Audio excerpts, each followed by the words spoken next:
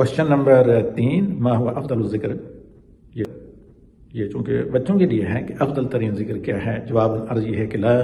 الہ الا اللہ، لا الا اللہ، لا معبود بحق الا اللہ سبحانہ وتعالی، اللہ کے سوا کوئی مستحق عبادت نہیں۔ تو لا الہ الا اللہ کا علم سب علوم سے پہلے فرض ہے کہ کلمہ توحید لا الہ الا اللہ بھی پڑھیں تو آپ سمجھ کر جان کر پڑھیں اور پورے ایمان کے ساتھ تصدیق کے ساتھ اسے پڑھیں، تب جا کر وہ کیا ہے، جنت کی کنجی بھی بن سکتی ہے یا چابی۔ اللہ کے نبی صلی اللہ علیہ وسلم نے حضرت ابو ہریرہ کو کیا کہا